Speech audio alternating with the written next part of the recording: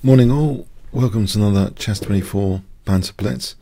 So it's 11:30 UK time, and I should be getting my preview just to make sure everything's okay pretty soon.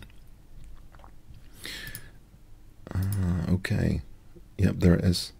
This is the discount screen. I'd like to emphasize this 15% discount. If you want to play me or other streamers, use the voucher code Kingscrusher and you get 15% off. So bear that in mind. Kings is plural, by the way. Kingscrusher. So yep, discount code. Let's go to the challenge page now and take the first challenge. Okay, killer cat.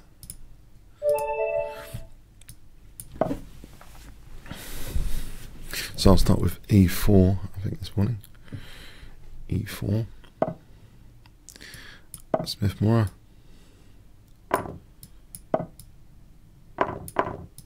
So there's a book by Esmond if you want a book on Smith Mora. It is quite a respectable gambit, as gambits go, I believe, in my opinion. Especially for Blitz chess. I mean, I think Blitz chess is it is like a particular form of chess where you don't have to play necessarily the most accurate moves all the time. Just practical moves is quite often enough to win games. So all right, this looks like a weakening of the king side. Will that be punishable, I wonder? There's some dark square weaknesses around here. I'm wondering, and also, yeah, if the king's castling over there, it looks a bit airy actually. I'm gonna do this, which opens up this diagonal for that bishop and starts marking some key dark squares. Okay, e5 is being hit here, and so is c3. But I'm just going to let c3 go. I'm just going to let that go. I think rook c1, bishop d3, queen e4 is my kind of threat here. If I had a few moves, that would be my threat. So if I get a tempo gain there, I'm not too concerned, because I want to play, yeah, this one and this one. This looks like just asking for trouble, these light square weaknesses.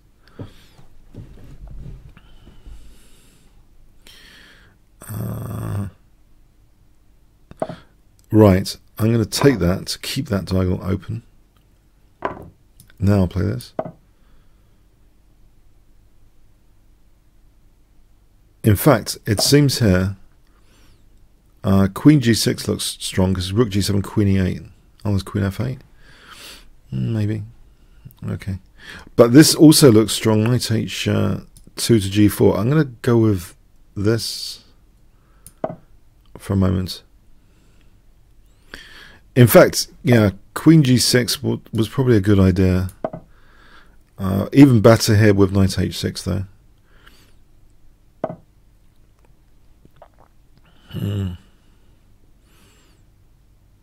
That's a good point. I mean, I should have taken my chance to play that. Yeah, that looks like a good defensive maneuver. Right. Let's drop this back.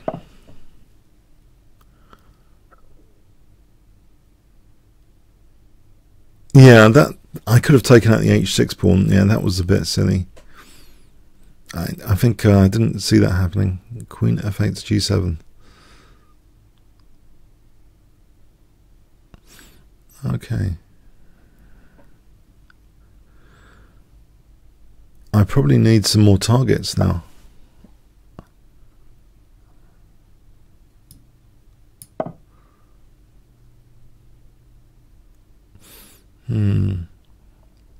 It's difficult, actually.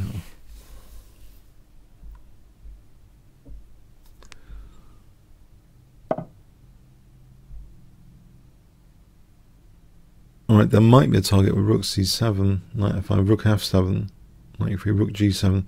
I'll go with this. That kind of gives me... Doesn't it give me this? I mean, maybe it doesn't. And then this and the knight h6 is good.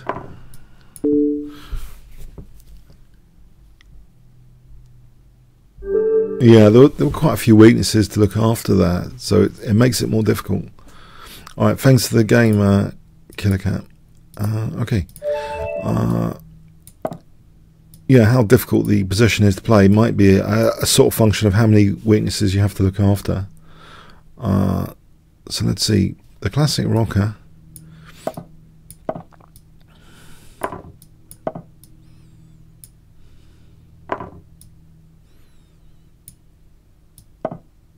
Again, yeah, I don't mind this. This willingness to give dynamic play is something to be avoided. I think in Blitz, for me personally, it's too. I think it's too dangerous to handle the pressure here at the time limit. Basically, knight d5 is the immediate threat. Although knight d7 would seem to hold. G5 does commit to weaknesses, which makes the position more difficult to play later. I mean, there might even be knight takes G5. So let's see, knight D5. Oh, okay, that hits that bishop there actually, as well as F6. So I'm thinking I'm going to play bishop takes F6 and H3. If bishop H5, G4. Okay, it's pretty tasty, this position, I think, in terms of just bishop takes F6 and then H3. This looks like, because I've fragmented the pawns here, if I get a knight to F5, or even, I don't know, knight F4 is also interesting. Hitting that bishop, bishop H7, knight H5, transfer a knight to H5 here. You can imagine. The problem is, if a knight lands on E5 here, if my queen's on F3. So for the moment, I'm going to do this, threatening knight takes and knight E6. Actually, immediately, I've just realised knight takes and knight E6.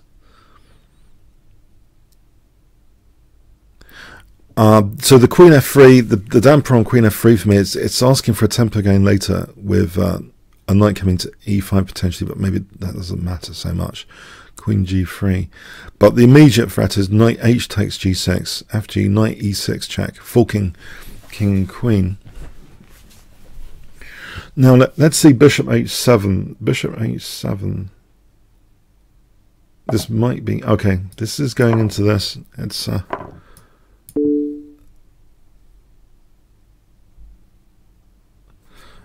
I was going into that. Okay, thanks to the game, Classic Rocker. Okay, Onam. Okay, hi Onam.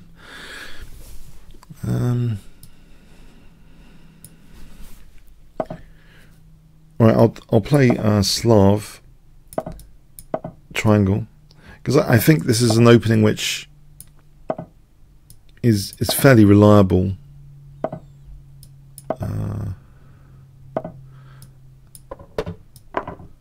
Alright, now which way to take? I think taking opens up the bishop, but it's that minority attack issue later. But there is that square which is you can put some more pressure on. I'll get the H7 pawn out of the way here. And I'll go for knight F8 to E6.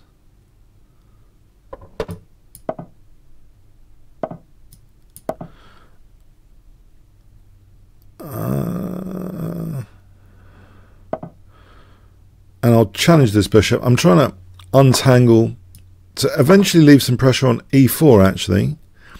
You can imagine the minority attack on this side, but I'm thinking here I'm going to double rooks and start some kingside attack with my E4 strong point as a peg to swing some attacking pieces over here. So if we have a look at this position, C6 is a bit of a liability, yes. Knight E5 is interesting. Knight G5 might be the start of something to try and weaken the opponent's king side here.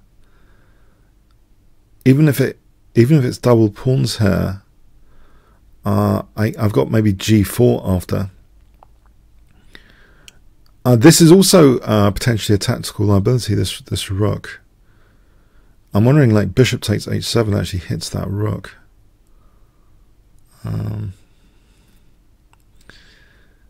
There's 2 pieces for the bishop. Well, there's knight e4 as well. Takes bishop e4. Okay. Well, there might actually be c5 here as well to consider. Just to try and get rid of this backward pawn liability. I'm wondering, knight takes d7, knight takes d7. I could give this a shot, c5. I'm not convinced by this. Bishop takes h3 because a rook takes e7.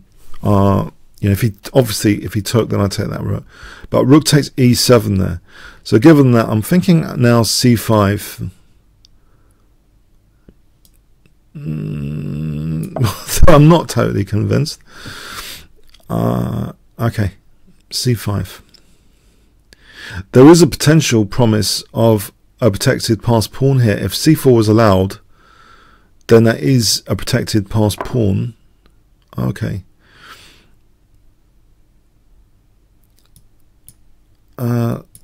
We swap off these rooks then.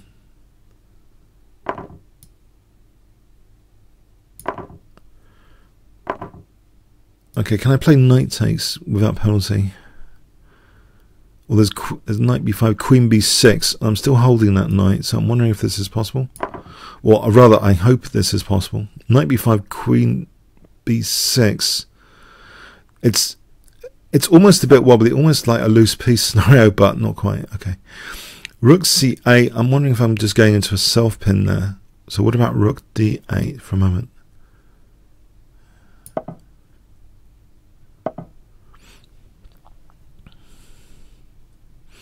I'm going to try and tactically hold on to my pawn. Okay, queen e6 is holding on, I hope.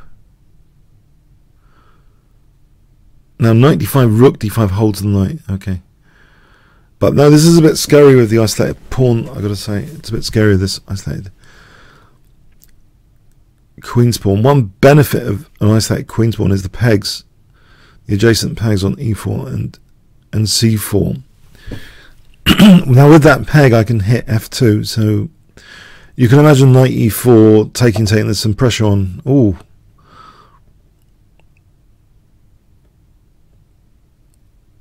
That's not a nice move to me. Knight h3, queen h3 is a bit tactical.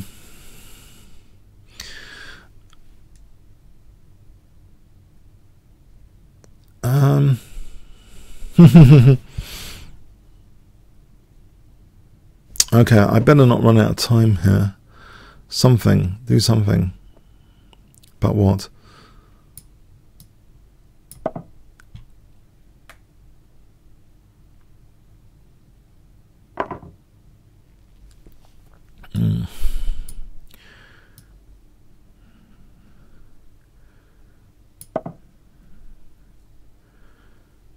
No, I don't like this.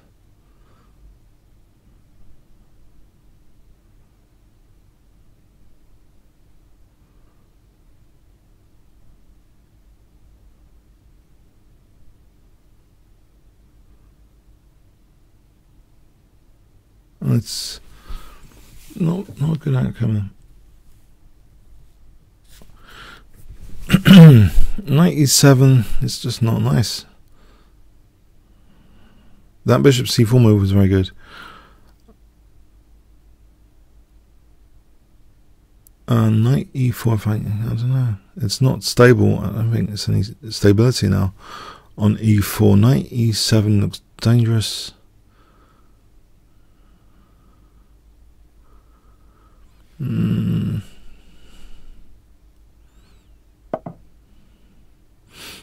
Alright, I hope I can do this.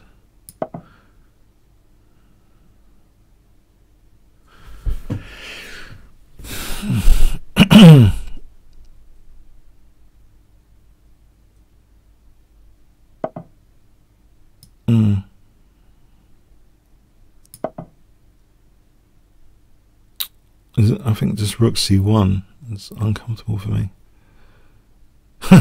Yeah, just rook c1. Okay.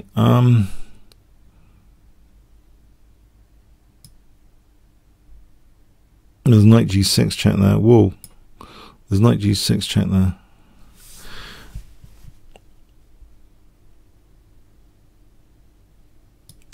Okay, I'll try holding. I don't know. I'll try holding this. Yeah, rook f8. There was knight g6 check. For queen takes f8.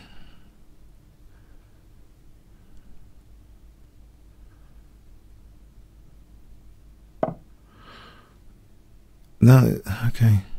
This for the e5 square. I'm just thinking, or knight, maybe knight e6.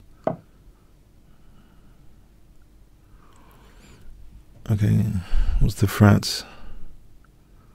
Can I play knight takes e4 here? Maybe knight takes e4.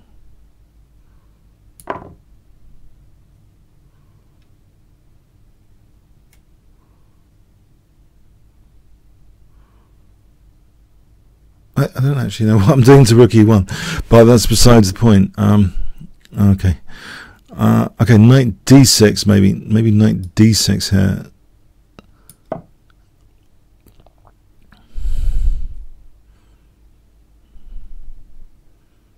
And there's queen g4.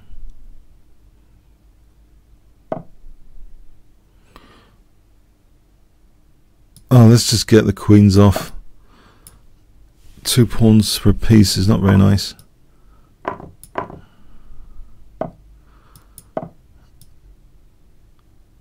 I've been tactically murdered in this game from that bishop c4 point.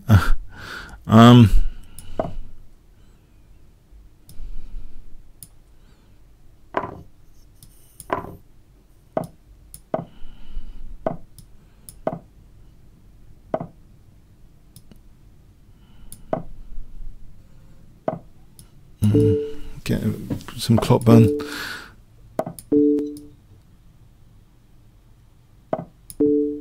I'll try and go for f2, I think.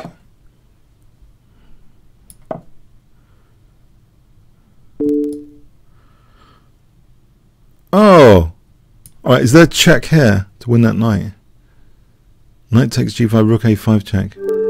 Yeah, that was very, very well played. I was on the ropes, being tortured on the ropes. Okay, right, carving, thanks, carving. I'll play this gambit here.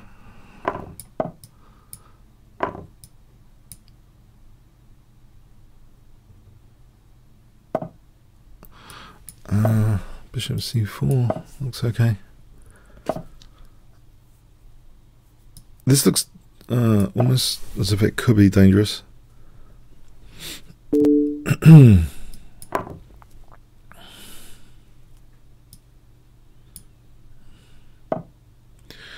Oh, alright, I'll take here and then I think I'll take on b7 here. Although taking on e6 would have been interesting. I think queen c6 check is interesting here anyway. So queen d7, I just take on a8. King f8, bishop a3 check, and rook d1. Looks like good tempo gains. So rook d1. Now the queen's got to hold on to a8 here.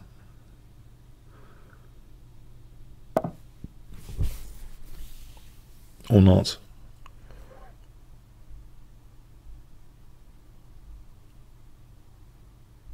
Alright, if I go queen c5 for a moment, and then castling an f4, this looks like good news position. If I can castle. Okay, let's hold on to the queens. Because when there's a king safety issue, I mean, it's sometimes interesting to hold on to the queens.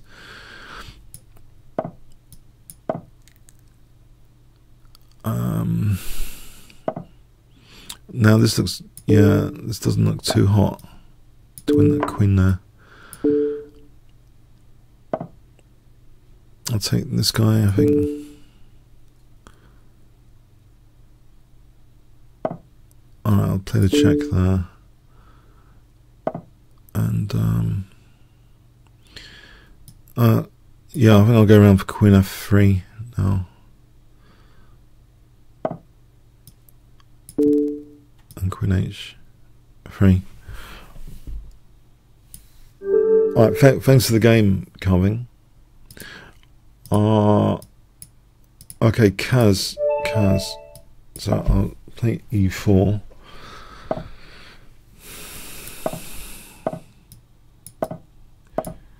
And I'll play this cautionary gambit.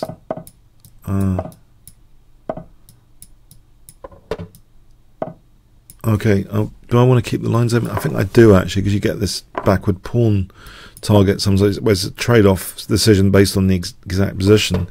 But here, I'm thinking the backward pawn might swing it, swing the trade-off. It's worth doing, because, I don't know, sometimes you might want to leave the pawn on f5 to play g4 and taking later on the g4, but yeah, I think this is okay, this position, for the moment. What you got to watch out for is the center mobilizing. As long as it can be fixed, it's I guess it's like a hanging, not a hanging, well, kind of. No, it's more of a backward pawn scenario. It's more of a backward pawn scenario. But with hanging pawns, you're supposed to fix them down. They are kind of fixed down here.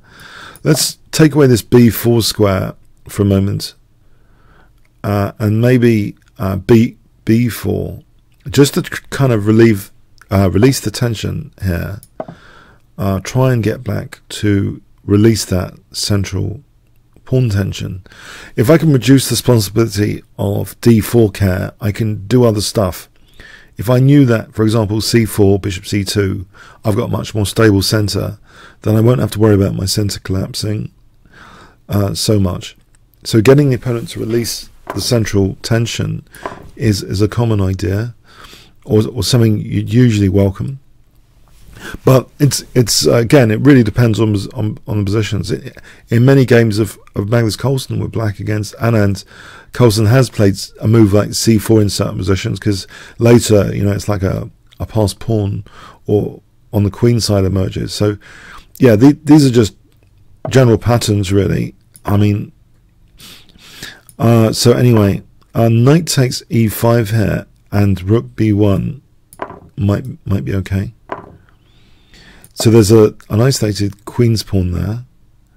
So I'm playing against the isolated queen's pawn here, rather than with it.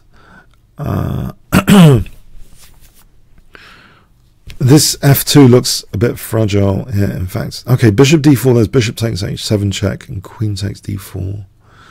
But, for example, it looks exposed on that f-file. Black has got that f-file pressure, and has swapped the backward pawn for an isolated queen's pawn, which isn't so bad here.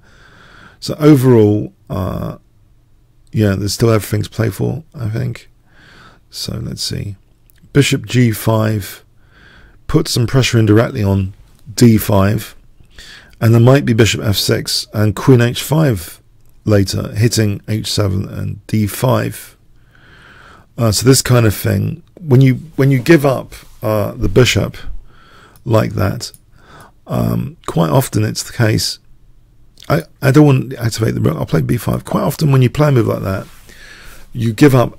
You look at the colour of the bishop that you're giving up, and often you're intensifying the pressure on the opposite colour. So you can see, for example, if I took on f6, d5 and h7 is weakened. So often that's a prelude to that sort of colour campaign you've got going, to give up a bishop for a knight. You see that in other openings. Sometimes a bishop's giving up on c6, so you get like better grip on dark squares. It's an automatic sort of pattern thing. When you give up a bishop for a knight, you're sometimes undermining a bit the squares. Okay, so here bishop takes f6, yeah, it does undermine a bit actually, h7 and d5, because the knights are holding opposite colour squares to the bishop. So taking that knight off, look at the opposite colour squares to the bishop you've just given up. And there's like the tactic, queen h5, which hits d5 and h7. This is a very, very common mechanism. And, you know, sometimes it seems weird to give up a bishop, but that consideration is often very important, to just give up a bishop for a knight. So the possibility of queen h5 here is very tempting with that isolated queen's pawn. So, yeah, let's have a look at this. Bishop takes, rook takes, queen h5. Okay, my rook, I could take on e8 first, which makes this better because it would fracture the pawns here at 1, 2, 3, isolated pawns on rook takes. So I'll take on e8 first. This makes this a lot more attractive. As long as my back row, I don't think there's an immediate back row issue. My knight and bishop are on f1. So I'm going to go with this now. As I say, sometimes this move is paradoxically, it's a paradox actually, because you'd think that, yeah, it's a terrible idea, but if you look, it's like a prelude to a light square attack here. Now there is bishop e6 to hold d5 and h7. There is bishop e6. Actually, weakness of the last move there. There's queen takes e8. This is creaking. Can't cover these without dropping e8 there. All right, so queen takes d5.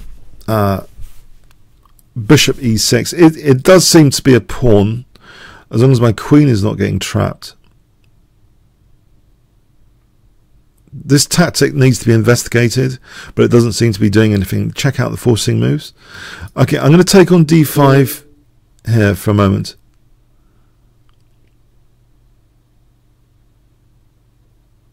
Okay, bishop e6. Right, bishop e6. Now there is queen d4, or maybe queen f3, or just putting the queen back on h5. I think I'll put the queen back on h5 for a moment.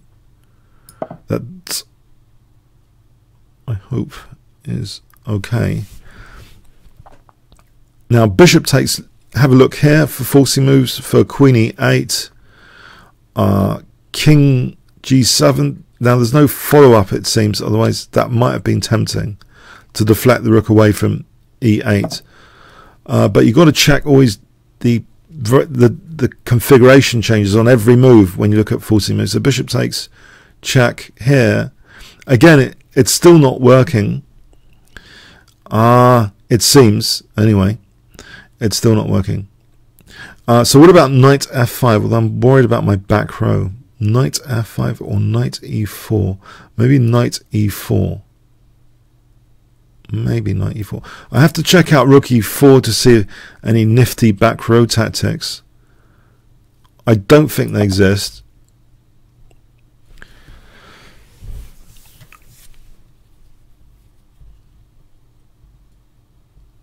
I mean, look at the crazy forcing moves as well, to be honest. Just in case, you know, because it's very difficult to keep track of configuration changes. Here, f5 could be winning a piece. So let me put that back, that move, by putting it on my own piece. That's a good trick. If you want to undo a move, just put it on your own piece. So g3, I don't want to run into, yeah, self-pin with f5. So let's play g3, which gives the king some air. I've just dropped my queen, but thankfully this knight takes f6 check. No, I didn't mean to drop my queen. Okay, it worked out okay, but no, I didn't quite mean to give up my queen. Hands up. That wasn't the intention. Oh dear. Oh, isn't chess fun? Okay, yes. Okay, that aside, small technicality there. Anyway. It's good to look at the opponent's last move threat as well. Okay. I seem to remember a horrible bishop g5 system. I'm wondering if I can play a Shaq Benoni, or something different against my opponent here. I don't want his bishop. I think he's a specialist with bishop g5.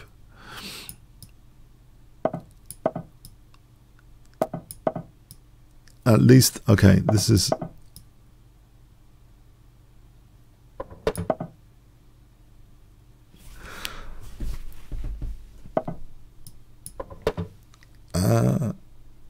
okay, so what's going on here? Can I go for f5, f4 and hold the e5 square? This is one immediate idea that comes into mind. Except he kicks it back immediately, which is probably a good idea. It creates some weaknesses potentially, so maybe that's fine. b6, bishop b7, knight c5.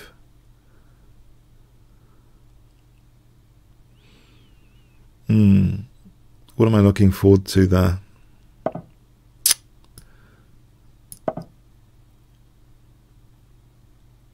I suspect I want to weaken him and have an endgame where my king's gliding on dark squares. That's an endgame scenario. Can you imagine?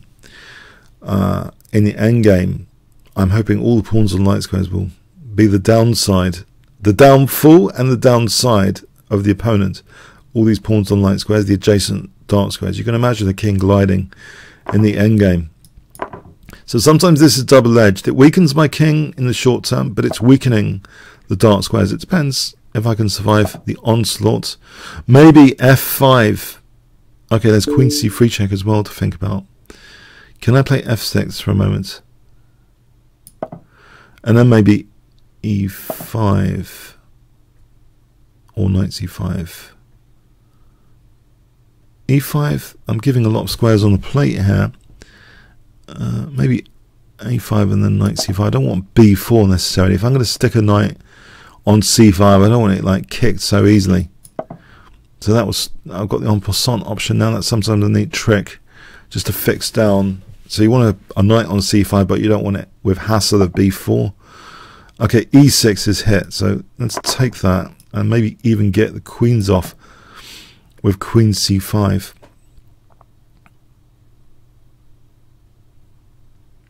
If I got the queens off, I can actually get rid of my backward pawn.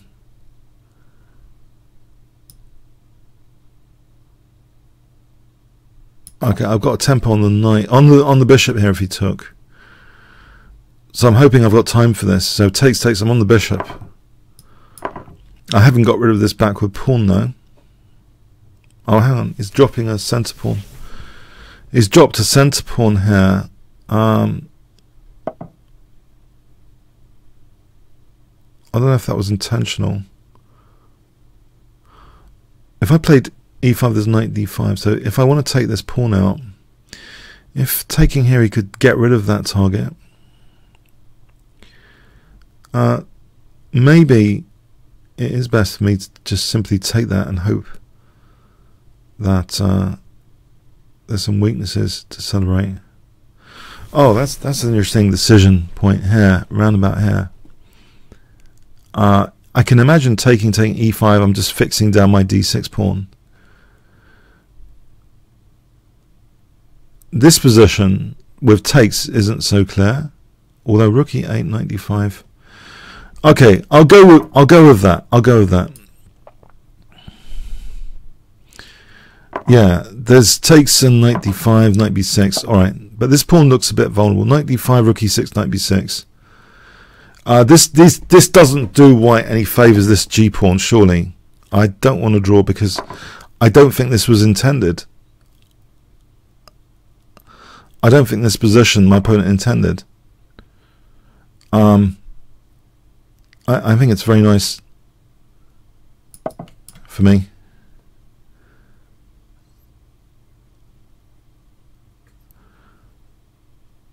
The reason I think it's nice is if I get rooks on the 7th with knight h3 here, I think this is very dangerous.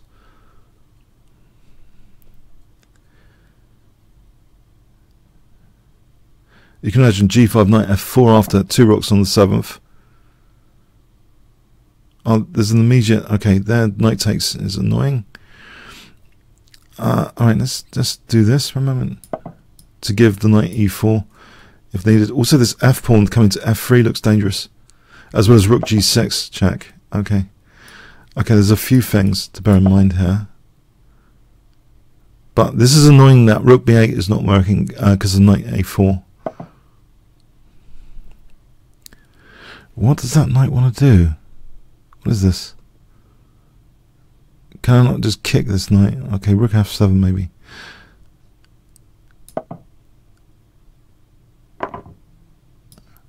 Oh, it gives me rook g6 check. That's dangerous. This is dangerous for king safety. Now king h1, knight g3 check. King h3. I'm thinking there, and rook b3, rook g3. Also there's f4. There's a few possibilities here which are very interesting. There's also f4 for knight g3. That's interesting.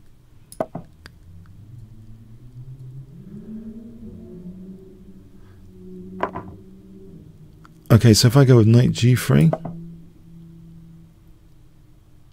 Now rook f5 to h5 looks dangerous. King h3.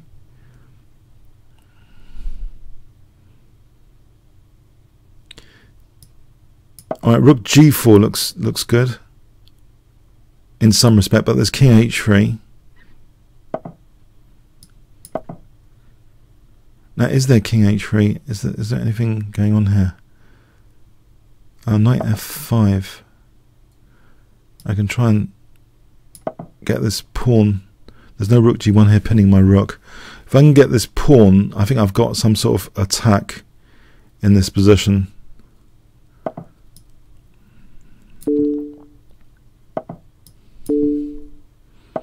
Brewing up.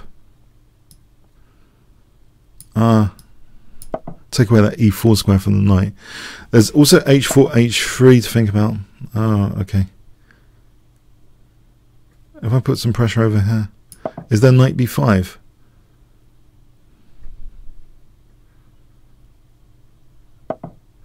Right, that gives me knight e4, which gives me rook g2 potentially.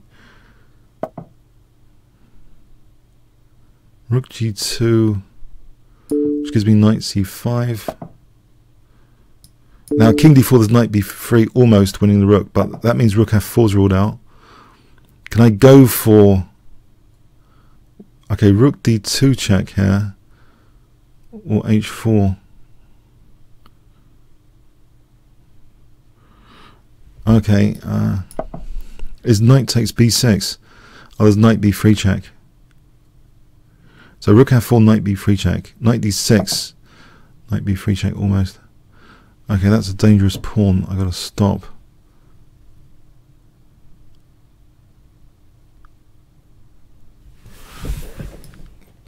Can I get two connected passed pawns?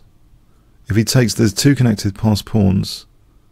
So my pawns are a bit dangerous. His pawn is dangerous. I'm thinking rook f4, knight b3 check. This is scary stuff. a6, rook b8, a7.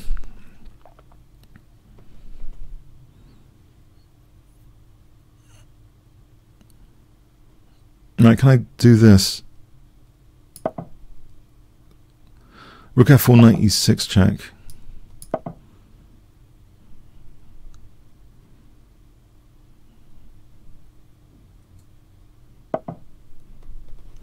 So a7's threatened.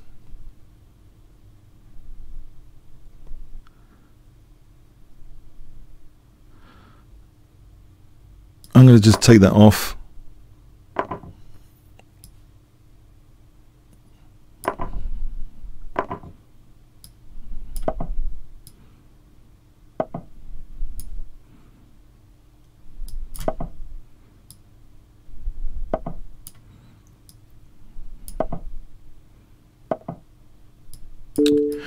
Oh no, well played. Yeah, okay, it's just the time pressure and stuff. Okay, thanks. That was very good. Well played. Okay, Sebi.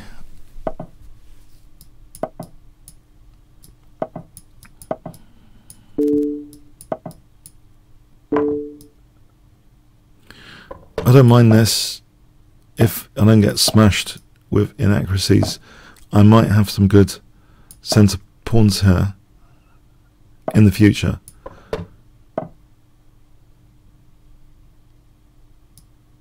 I can play for f5 maybe, or is it double-edged? Knight e8 to g7 and then f5.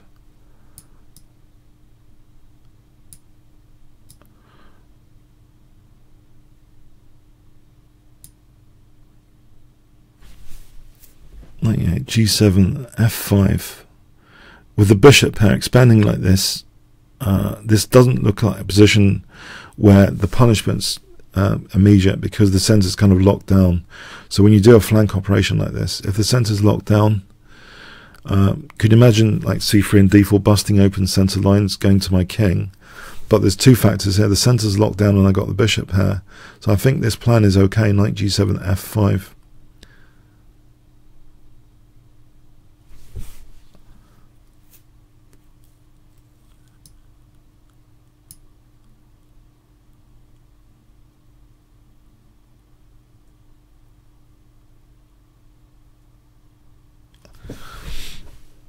Knight g7, f5, f4, g5. Okay, this just carries on. It's been good. Knight e6 to f4 also looks very tasty immediately.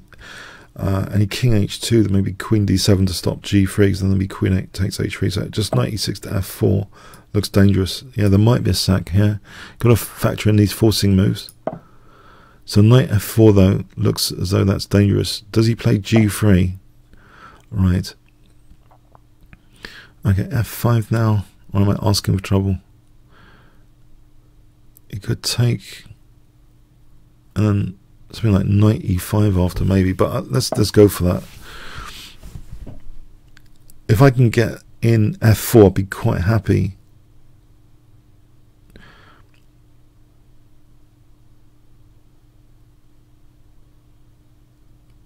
Taking this f4, I would have that g file. So let's say king h8, rook g8 after. So yeah, okay, maybe that's okay. I've got to watch out now for knight e5.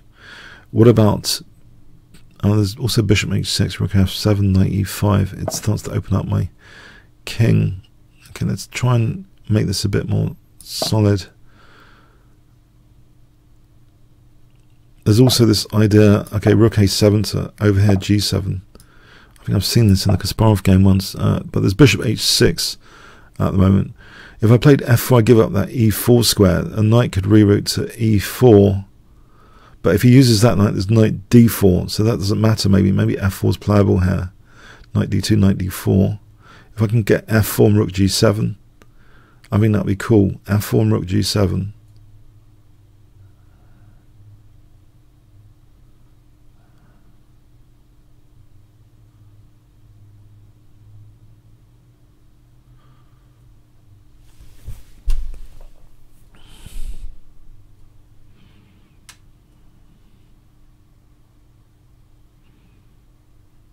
Okay, that seems to be okay. Does he play bishop h6?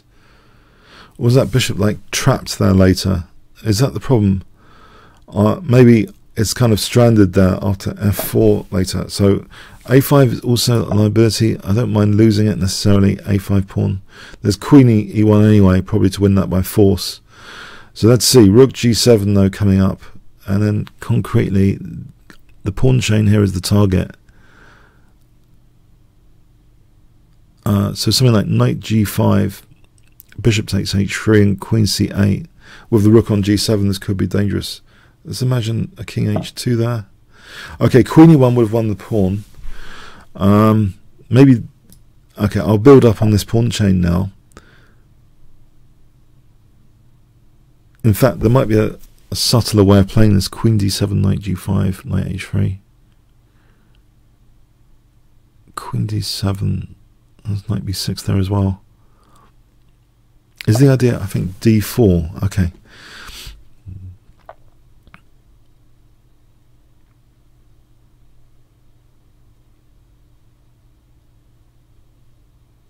I can just take that pawn. I think I will just, mind you, no, I think it doesn't do me too many favours actually, because it opens up that a5 again. That's undoubling pawns there though. Alright, I will undouble my pawns. Knight d4, I'm fracturing my pawns. Is there any method in the madness here? I'm wondering about this bishop on this diagonal. Knight takes, takes. c5 with the threat of bishop b7 later.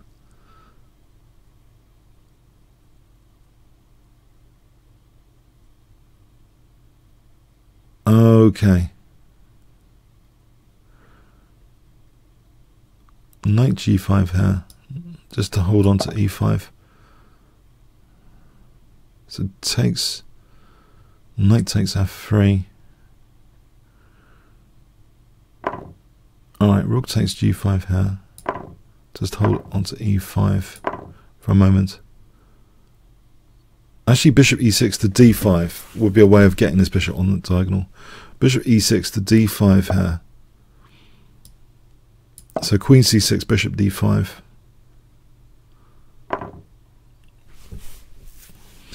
Okay, he's hitting my queen. Queen going to g6 seems okay. Alright, let's put this on the board to hit g2.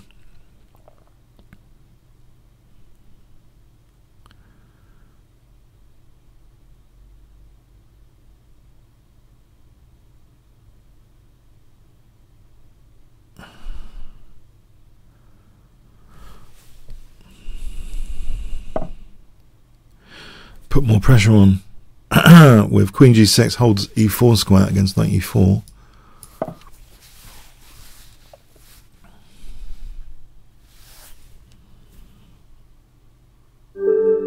Yeah, thanks for the game, Sebi.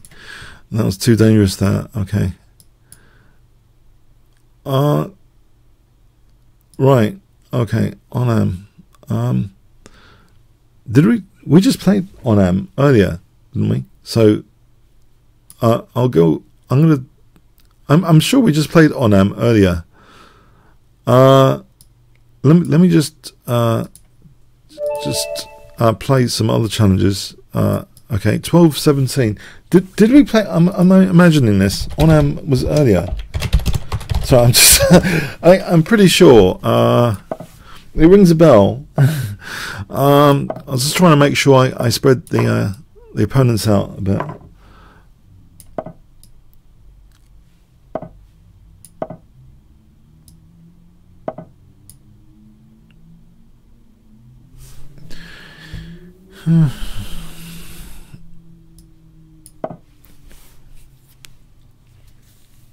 Okay. I can play him again, but okay, I'll play him again maybe. Just let's see, castles and bishop e6.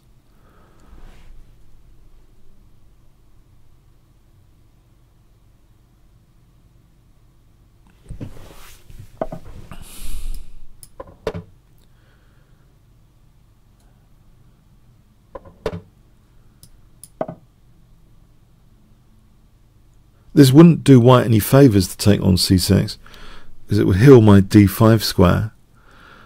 So this is a curious position. Okay. Knight d4 might be a way of shielding my d5 and d6 pawns. Rook c8 would seem handy. Okay, I think knight d4, just to shield d6 for a moment.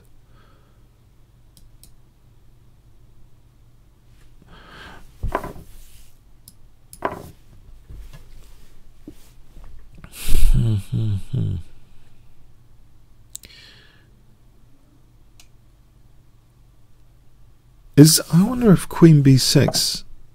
Okay, we got opposite color bishop scenario.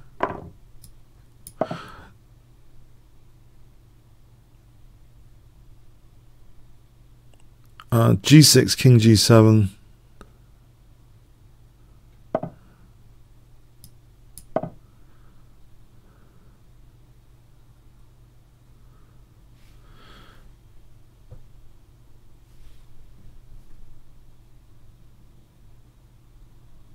Okay, if I play king g7, I get that e8 square is a problem. I'll protect the bishop here.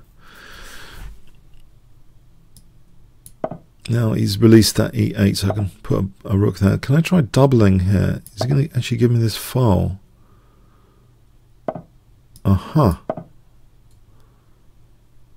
Now d5 seems vulnerable as well. getting up on d5 here.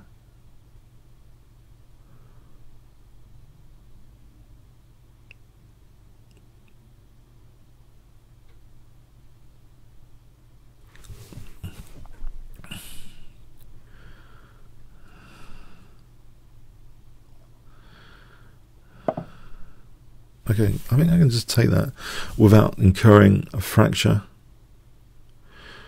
Although, yeah, the H file could be dangerous. Yeah, the H file could be dangerous. Oh,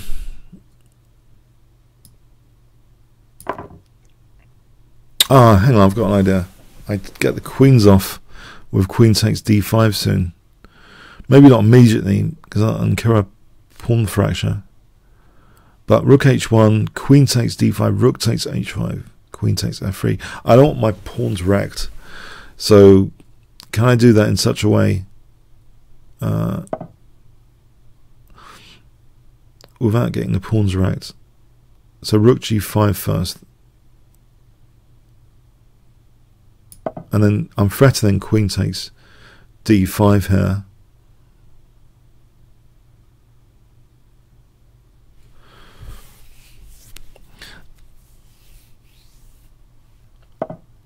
Alright, I'll take this off now.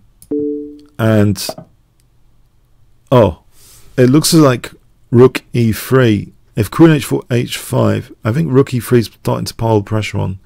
In fact, queen h4, queen takes f3. In fact, I'm threatening bishop e5 now, I think, for rook takes g3.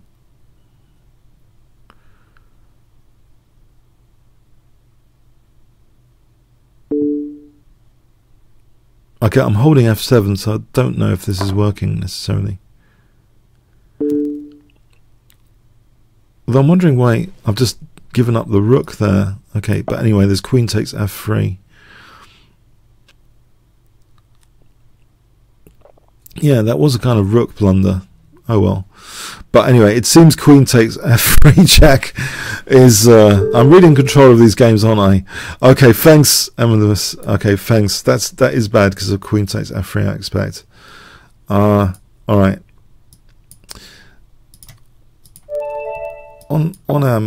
Okay, whether I've played him or not, he's got a second challenge in, so that's... Okay.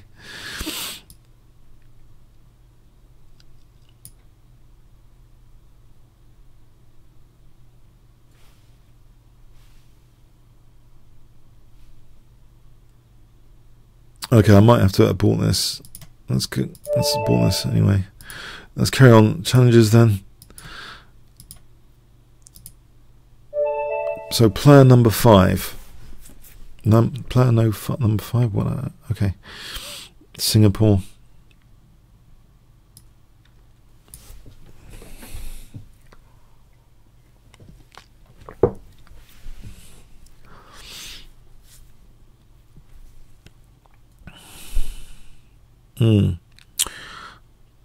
Might have to abort this as well.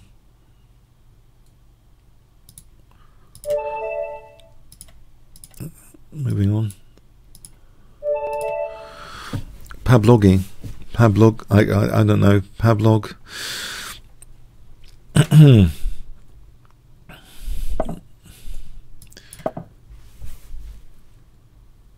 Yeah, so I'm playing Sicilian in these games a lot.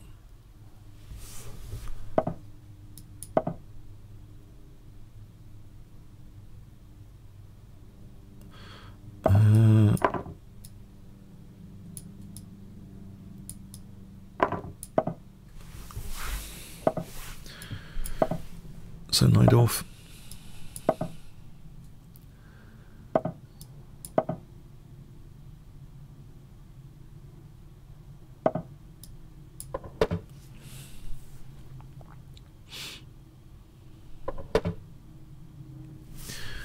I'll try and put the brakes on e5.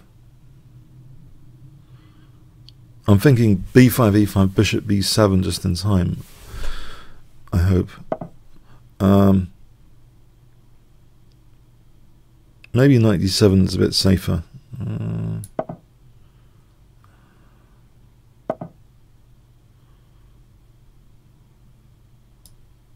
Now bishop b7 and b4 later.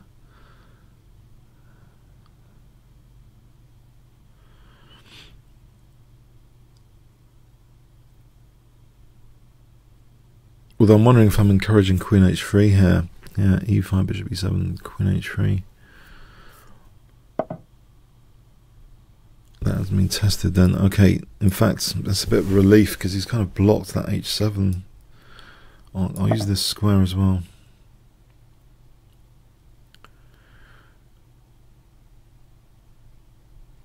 I think b4 is also nice to play in general, trying to weaken e4 a bit.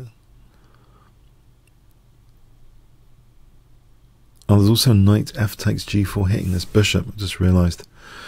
Okay, that's a move I've still got in hand. If he moves the knight, he could take on f6 immediately, but then I still got knight g4 after. So this looks interesting. Queen h4. Whoa. What's this? Okay, I'll take on c3 then.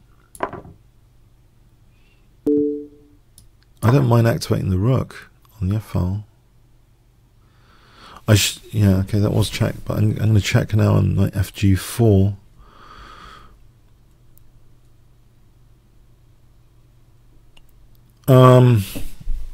This cb king b1, how dangerous is that? Actually, knight takes e4 might be better, hitting the queen and taking on g5 after.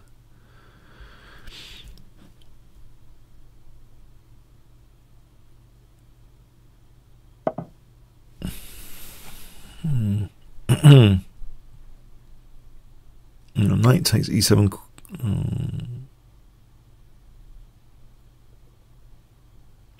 Is check. Queen takes e7. Bishop takes knight takes f2.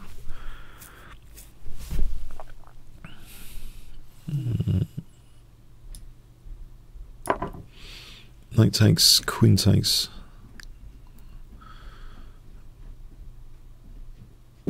Sorry, Paul, I'm in the streaming. I'm streaming.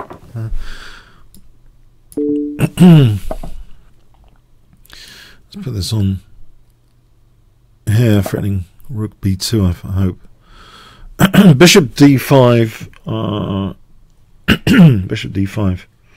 Rook b2 looks dangerous. I'll stop this bishop d5.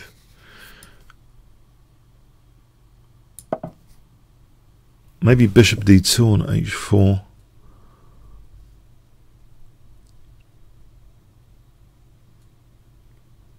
Bishop d2. Is bishop d2 any good? Bishop d2. Or maybe just g6. Okay, I think bishop d2 for a moment.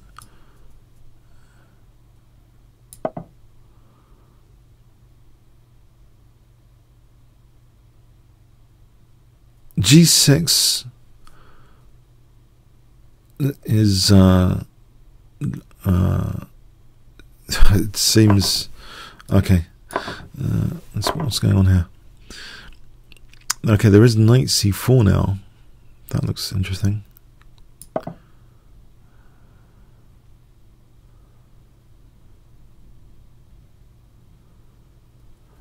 Now there's a concern about knight a3 perhaps at some point. Okay, I'll take this. I think I want to take this knight off. Do I? Probably. Or just get the queens off. Maybe the safe thing is to queen c5. It's looking like a good position for the queen, isn't it? Okay, I'll try and get the queens off.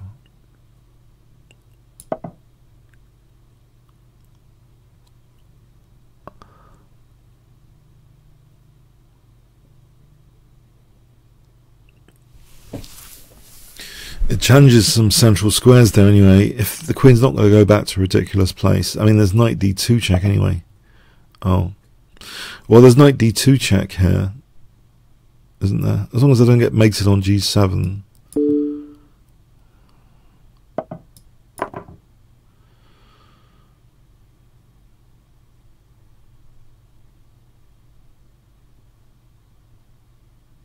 I'm going to take this knight off to avoid getting mated on g7. Or hopefully avoid getting mated on g7. So queen e3 check next.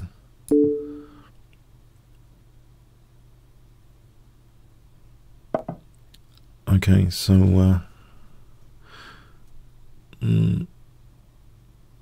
looks pretty good.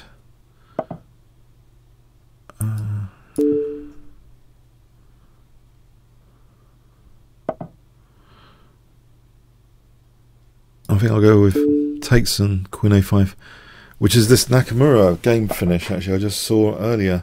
He mated with a queen a5 in Gibraltar. I was just checking out some Gibraltar games earlier. Okay, thanks, Pabloggy. Right, Kasparov students.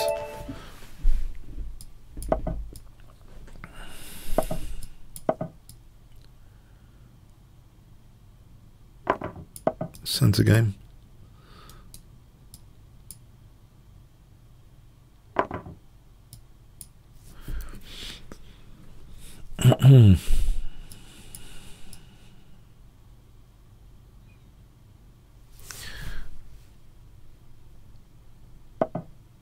Right, there's an immediate bishop takes f7 check threat for queen b3, I believe. Bishop takes f7, queen b3. I think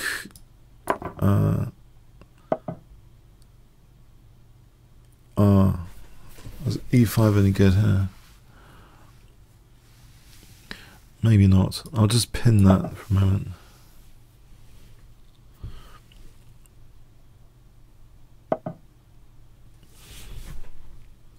I'm going to take and then queen b3. I'm hitting 2 pawns.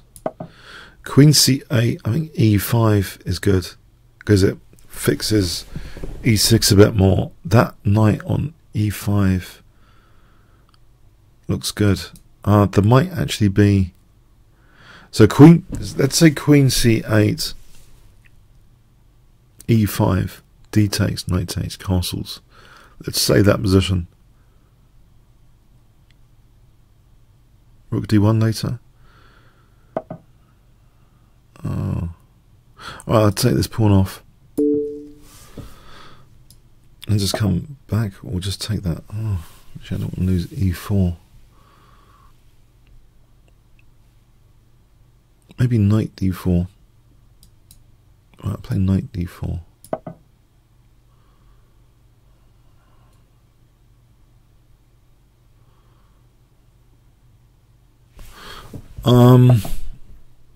Okay.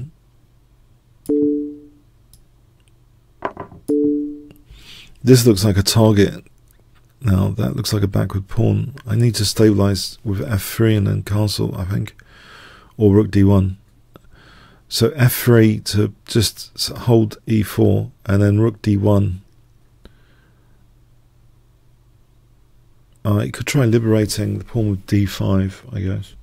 But for a moment he's in check. So king e6, f3. Any d5, maybe. Say I castle d takes. Then the knight's loose. All right. I got to watch d5 undermining the knight. Oh, there's knight takes g7 check as well. All right. For the moment, let's go back and maybe castle and double the rooks on d6. So castle queenside looks. Oh, that looks good for d6.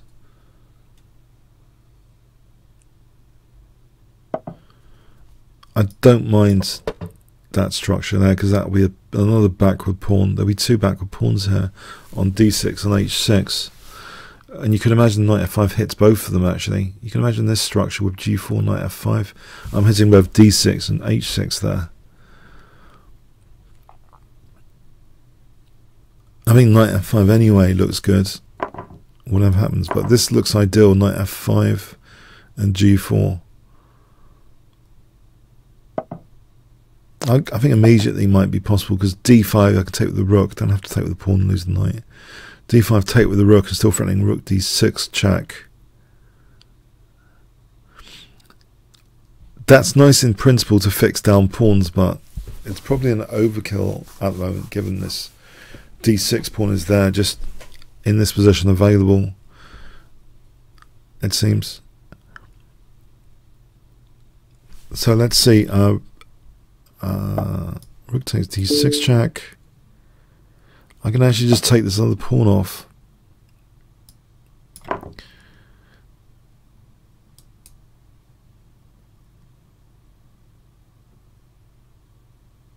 And there's another pawn here to take with knight d6 if I'm being greedy. I can try for a mating net with check, and it's rookies. That's almost amazing. In fact, I think I'll try for the mating stuff. King e6, maybe f4, take away the escape square. So that rook e7 is a mate threat now. So taking away escape squares is a key.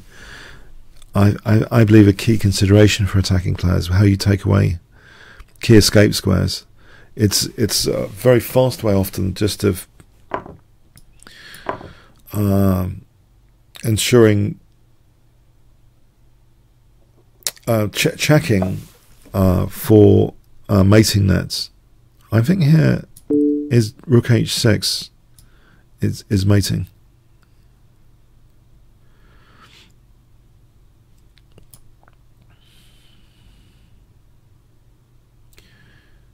So king f6, rook h6. Thanks to the game, small student.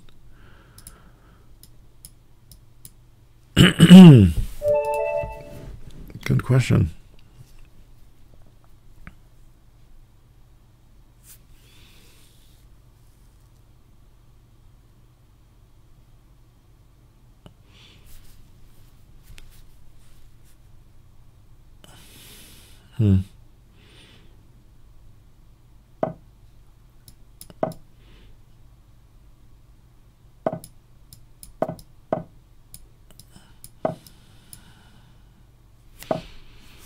I'll do this. So this is the Kopeck system. Danny Kopeck, he was a professor of computer science. I played him a bit. I played him in Over the Board actually once. He was the first IMO beat, but he this kind of idea of bishop d3 against the Sicilian. There are some videos on YouTube as well that he did about it. It's very interesting. I saw some of his illustrative games. Sometimes he does get really good light square play out of it.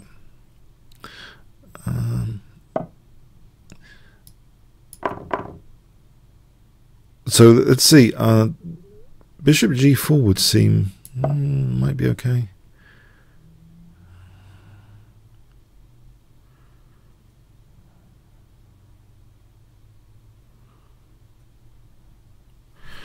It's, I don't know, a bit peculiar with the knight there. Bishop. It's a little bit peculiar. I'm thinking tactically that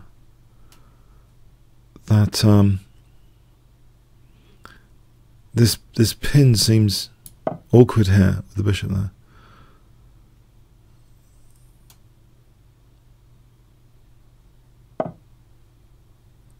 Yeah, maybe knight d4 is to be considered.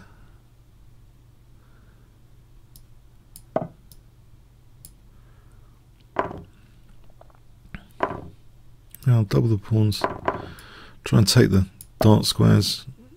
So bishop f6 and bishop f6 is a major threat for bishop b2 at the moment.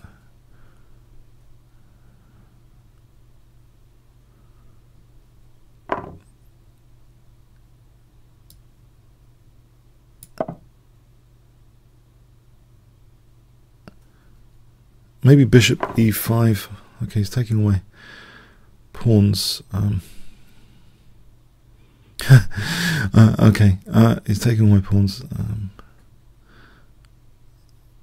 Rook b8 for bishop b2. I think actually I'd rather have bishop e5 for queen h4 than giving up my bishop, because he's got all my pawns here. I have to go for his king to compensate, rather than just win the exchange, I think. So bishop e5 and queen h4.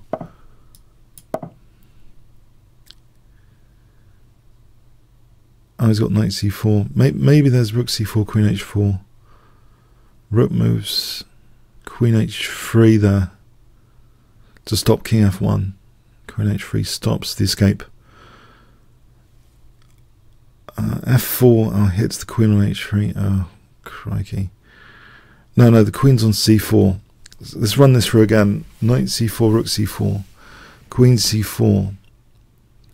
Maybe I could even throw in the check to put the king on h1, then queen h4. Simple as that. So I'm actually, maybe I'm threatening check and queen h4 here. Okay. Alright then.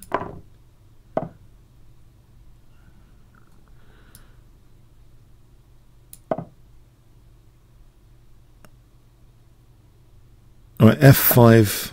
Oh.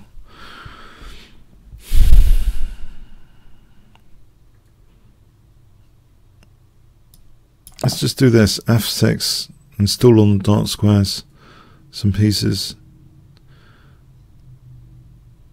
Maybe g4 actually driving the queen away. And there's rook g4 at the moment.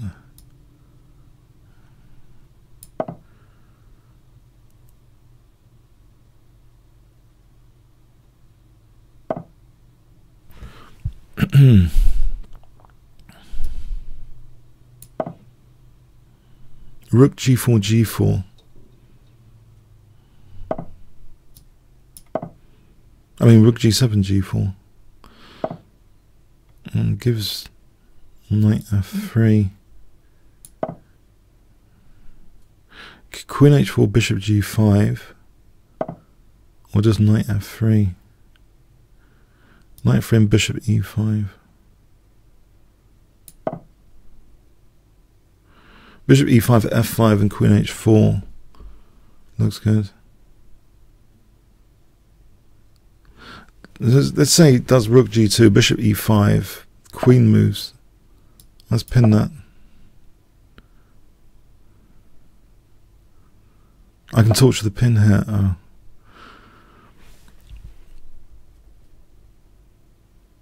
Okay.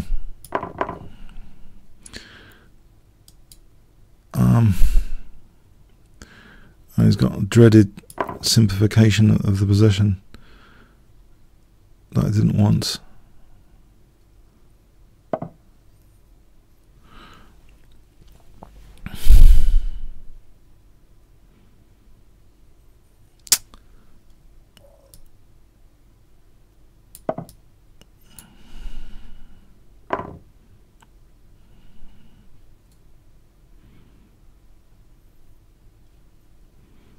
Can I target h2 still, even without the queens on, which I didn't want? So bishop e5, rook h5, try and target h2.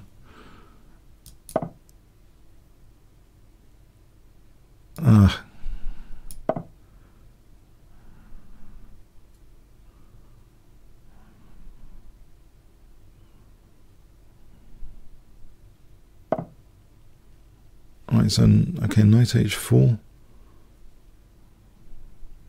Oh no. I don't like the way this is going at the moment.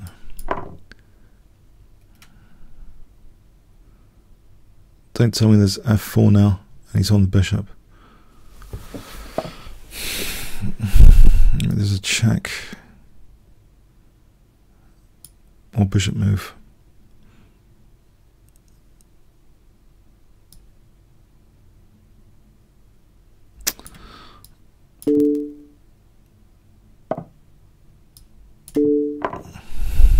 Great.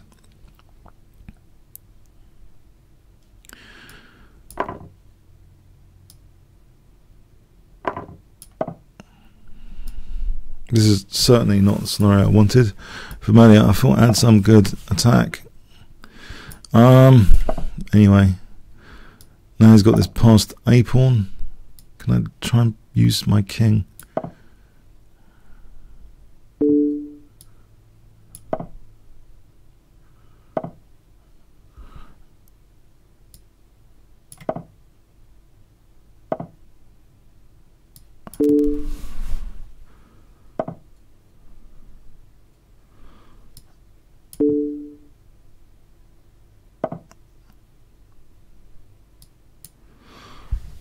maybe there's knight e4.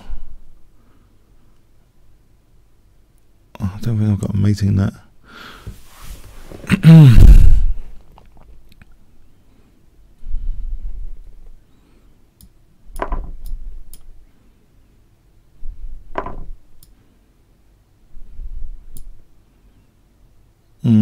But I drag my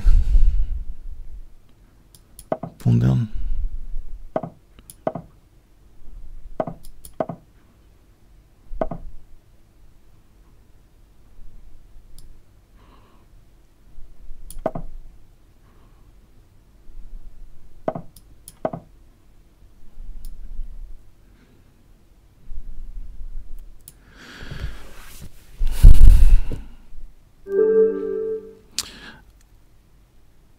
I'm gutted actually. I'm actually gutted. I hate throwing away attacking positions. I'm actually really gutted. I don't know. I just, how did I throw this away?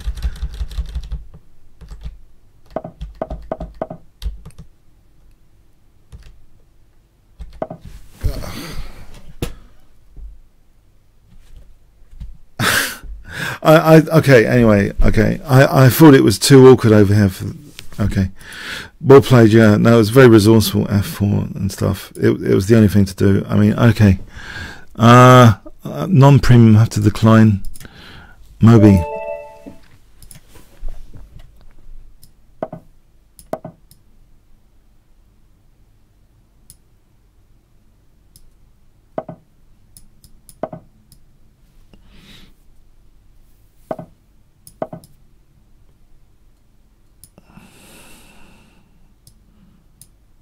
Oh, let's not pre-move.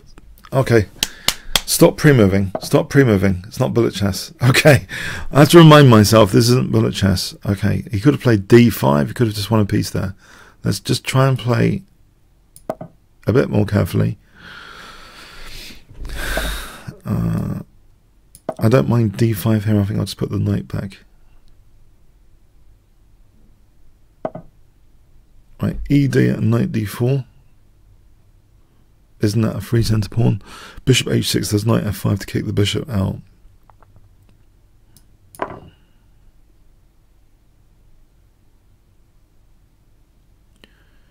I'm just looking for other compensation factors. Ed, knight d4. Knight d4, bishop d4. What is there? There's no immediate checks in that position. Alright, can I take this pawn? It's kind of a central control thing, I think.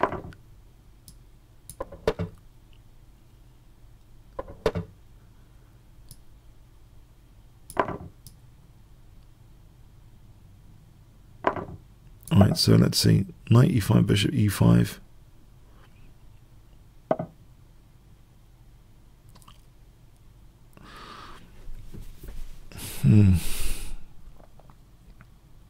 The c-pawn is a bit of a pain. Let's try and do something about this c-pawn. So rook c8, h5, knight g4 might be a good idea in this position, just to try and get some sort of attack there as well. Rook c8, h5, knight g4 springs to mind.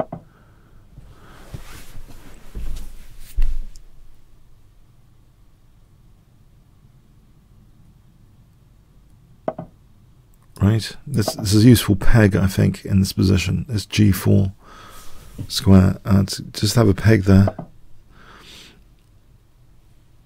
c5 might be possible here. Yeah, maybe. That knight's just too comfortable in the centre. I'm going to threaten to kick it away.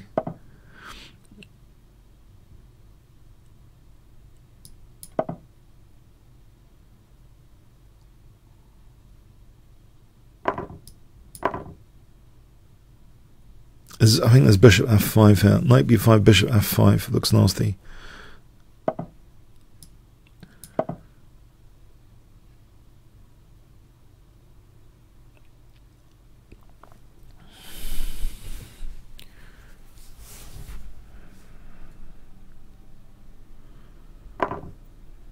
Okay, I didn't expect that.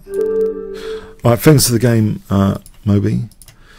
I'm not having a 2-second increment game at the moment. And I think we played before. Yuzan? Okay.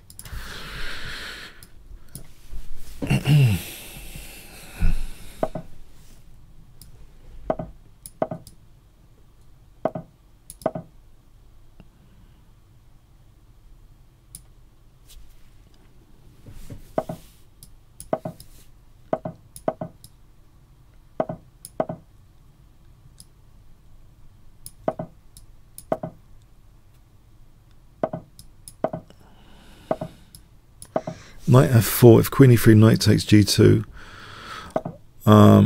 is a common thing to think about.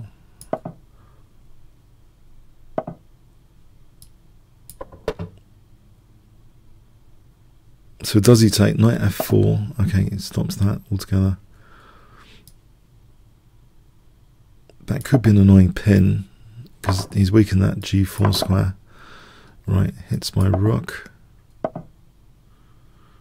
Can I play for f5?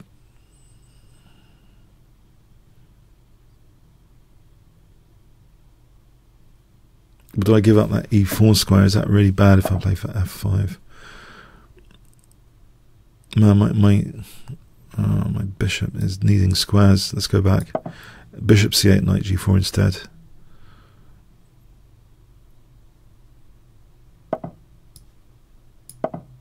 Maybe that's overkill. Maybe bishop d7 was fine, actually. I can't ever take like this because that h-pawn is too weak. So he's getting me on the ropes here. Passive. Okay, it looks passive.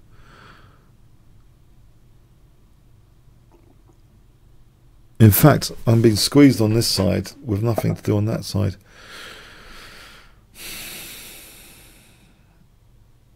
Can I take and then b6 for knight c5? Maybe this is something to do.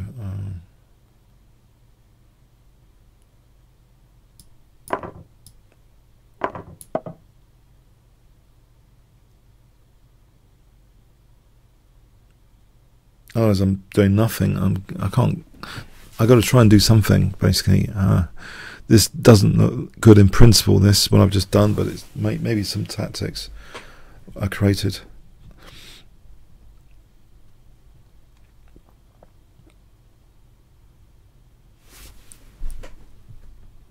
CB. Okay, I played knight c5 at least to get a square for the knight.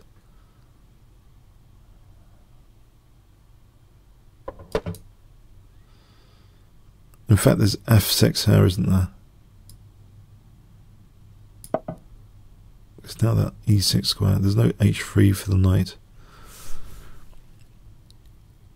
So I think that's very good news if I'm just winning that pawn.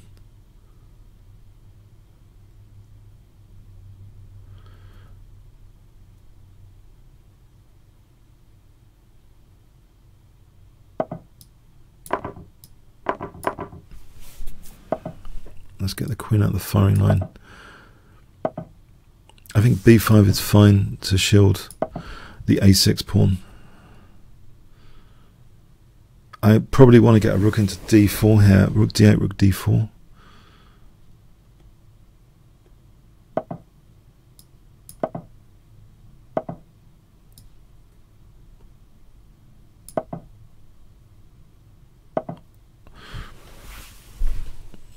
Okay, there's rook a4.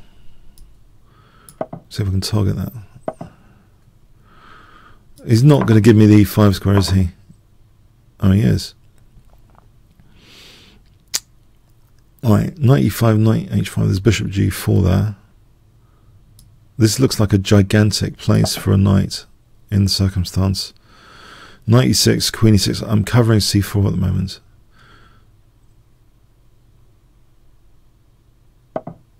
Right, bishop g4 looks as though I'm safeguarding some points. Oh, there's queen b3 check. Oh, the rook is held by the pawn anyway. So I'm basically weakening, I hope, f3 here. Right, queen f7 seems logical.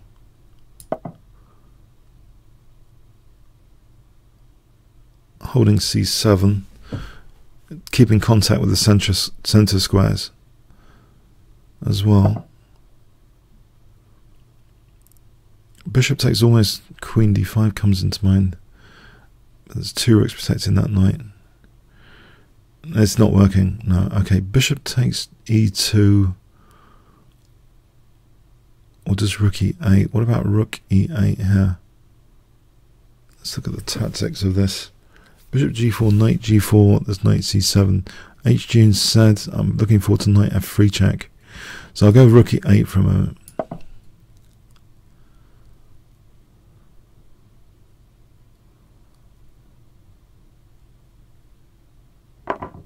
Alright, this gives me the threat of knight f3 check now.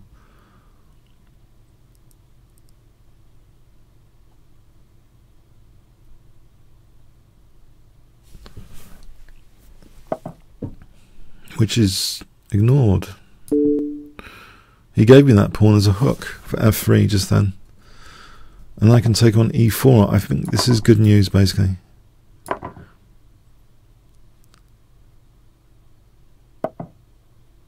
I can just take the queen. Alright, thanks for the game, Yuzan. I can't accept from premium members. There's a 3-minute game to end up with, which is good timing. Okay, thanks.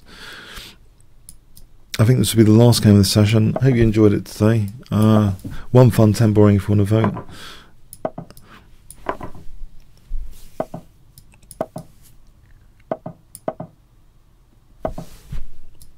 Okay, so Smith Mora.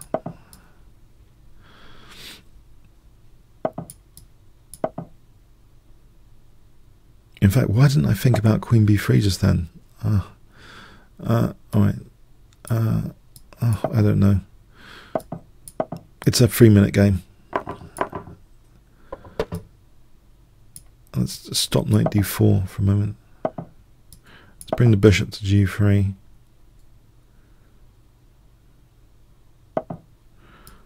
Okay, bishop g3, f4, e5.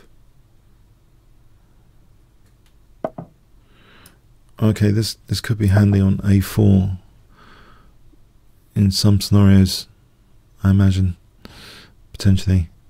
Maybe b6 is useful. But first I'll go for e5.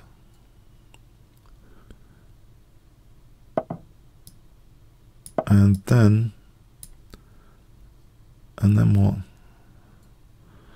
Bishop f2 for knight b6, maybe. Knight d5, I just take that, and e6. Knight d7, I just take that. Knight e8, bishop f2 for knight b6. So knight b6 threatens. Oh, rook d7 might be handy.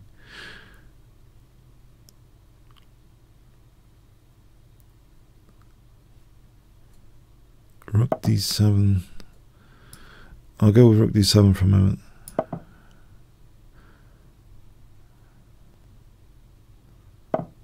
Okay, now queen f3 hits f7. Knight e5, rook e5, queen f7. I'm hitting also c6, rook. So yeah, queen f7 and queen f8 on knight e5.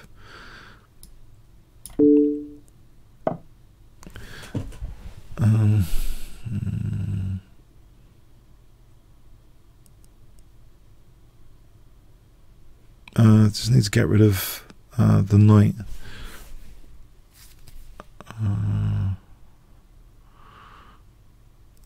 Okay, maybe that's not so easy. Okay, think. Knight b6 here wins an exchange, doesn't it?